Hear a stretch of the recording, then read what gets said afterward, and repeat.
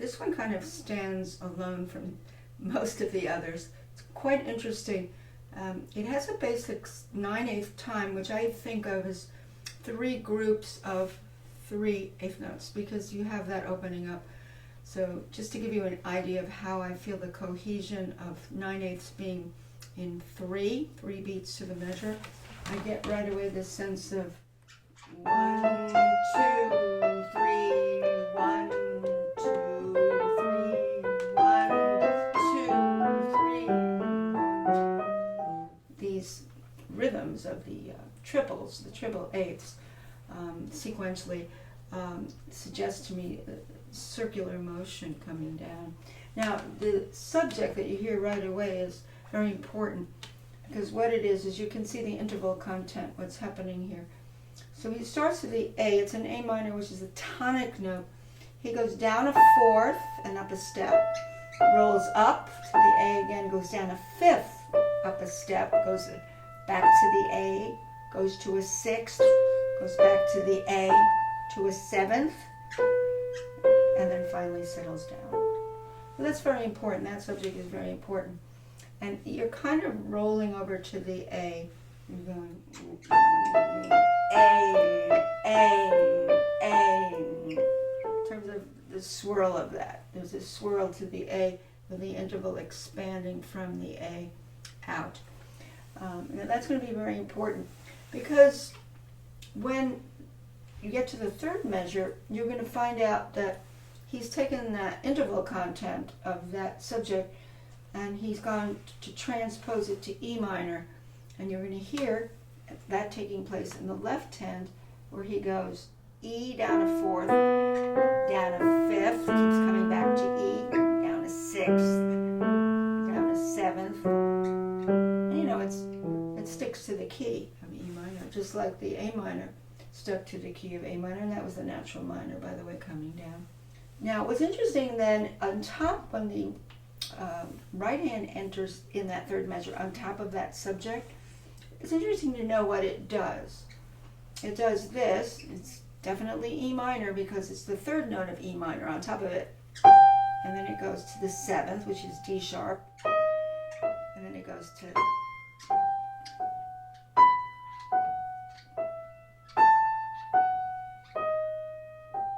So actually, we're doing it upside down upstairs, because remember when we started, we had a tonic note down a 4th, up a 2nd. Now if you listen to this, when you get here, you hear we're going down and back up, down. So it's really in reverse direction, what you're hearing in the right hand. The left hand, however, as I said, takes E minor and borrows the subject. But what you have between the hands is really opposite directions, actually. So it seems like the beginning it's parallel, but here it's contrary. You see, contrary motion. You can see that sounds atonal for a moment. And that's very interesting, that not on the first beat of the subject coming back, but when you get to the 2nd, 3rd, and 4th, he's starting to have contrary motion interaction with seemingly the right hand doing kind of a retrograde of what you heard as the subject direction in the beginning. It doesn't have to be exact, but the listener picks up the sense that you're going in reverse in that right hand against this hand, preserving the direction of the subject. But that's very interesting interaction.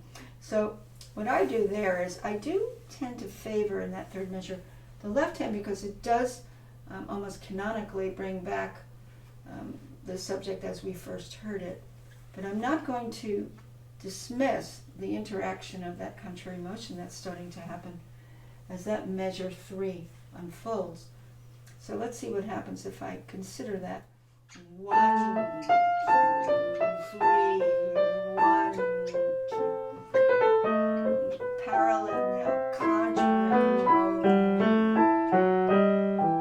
Very interesting, and that as I'm doing this, is making me have some sense of enlightenments about what I didn't think about before. I kind of just decided, I'll just flesh out the left hand, but you can't dismiss this interaction of the contrary motion and the reverse direction of the right hand against the left. That's going to play out later. Now what happens next is the other rhythm in this, the 16th notes, which he introduces in the second measure. You already get a group of dotted eighth and then 3/16. I'd say it's a little variation that's, makes it more interesting that you're just not hearing relentless triple eighths, eighths and threes and threes and threes. So that little interspersed 3/16 in measure 2 is interesting. Right here. Now he's back.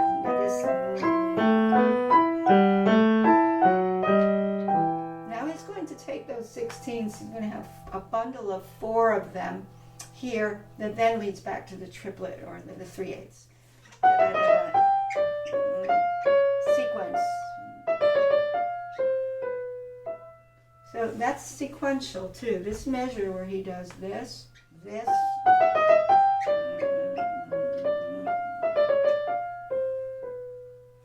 That's interesting. The sequences mean maybe pull it down a little bit because he is pulling it down in terms of the pitch. So these are things to consider. What the sequence is. How does sequences affect phrases? If they're coming down, you tend to kind of have a kind of response or an answer to what's above.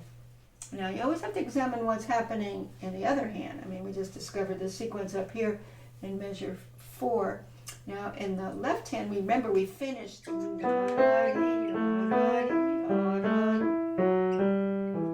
now we have those, what we had in measure 2, and we have that rhythm here. Now the ear is going to pick that up. That we already heard this in measure 2. Now right in the middle we have in measure 4.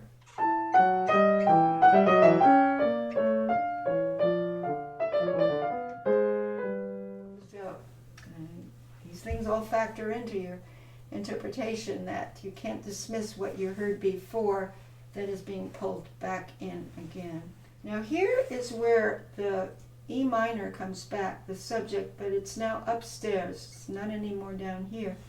So it's coming back exactly as the subject intervals are opening in the beginning, which is down a 4th, down a 5th, down a 6th, down a 7th, and root. What's happening in the left hand, however, is not a replication of what happened in measure 3 when we had the E minor in the left, we had something in the right. It was different. The right hand had.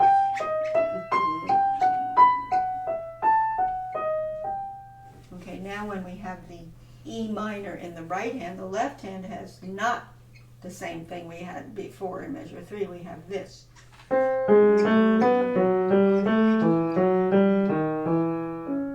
let's see if we have a lot of parallel motion here. I think we do. It's parallel now. Contrary motion that we had here. Now we have that right hand that's the same, but the left hand is kind of going in the same direction.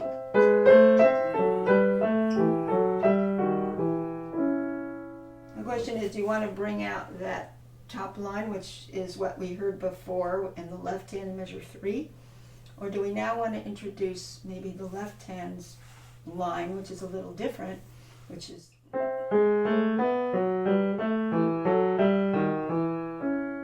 do we want to play both hands and just realize that yes, the subject is coming back in E minor, but the interaction of the parallel motion now is drawing the ears to that.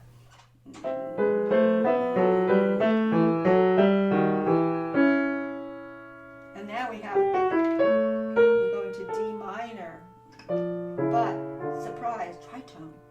And that's going to lead us, that G sharp is going to lead us back to A minor in the harmonic form. This harmonic.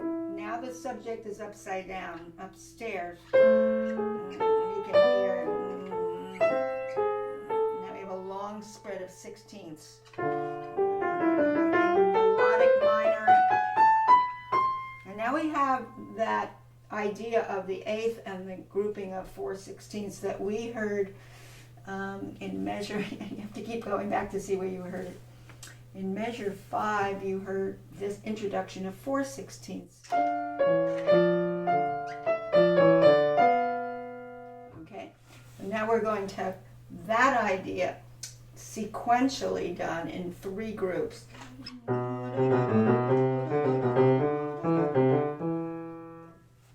That is like taking that one idea and expanding it for 3 sequence of 3 beats. And on top of that, we're going back to the triple eighths, groups of 3s. It's just like a little bridge section that's going to bring us back to the idea of the beginning, basically. So yeah. Now we're back. Now this is upside down.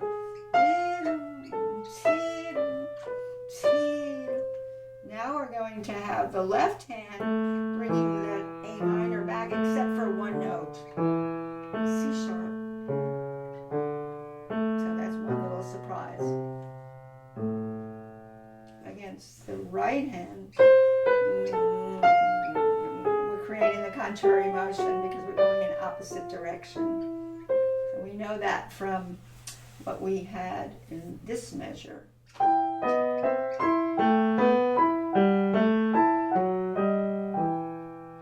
It's always interesting to see what is the interaction between the voices and what is the subject, but is the subject being played against a contrary motion, upside down of the subject or retrograde of it, or is it going to be in parallel motion like we saw in one of the measures? So it looks like what we're doing here is the left hand is everything A minor coming back, the subject, except for the C sharp. But what's happening in the right hand creates a very interesting chromatic descent, which is characteristic of Bach, which is this. So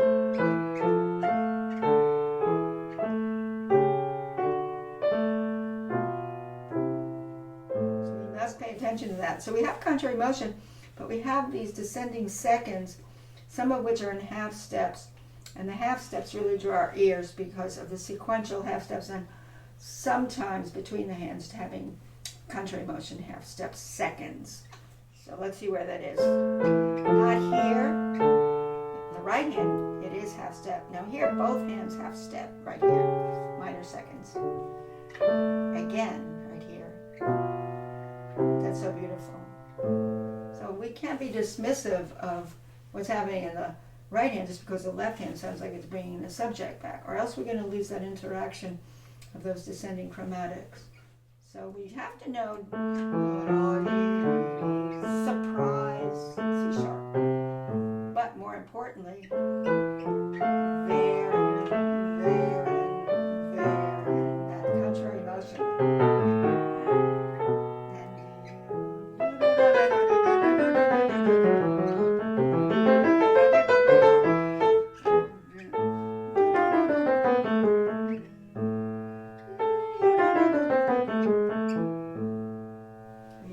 Beautiful it is. So you got to make these decisions about, even though you might hear a subject, that you can't just forget the other line on top of it, because what he's setting up is these contrary motion issues where the listener says, wait a minute, that's the backwards of what I heard forwards. One hand has it forward, one has it, and the other times they're going together in the same direction, and that creates an emotional response, setting up these juxtapositions of these subject in different iterations. I think that's very important.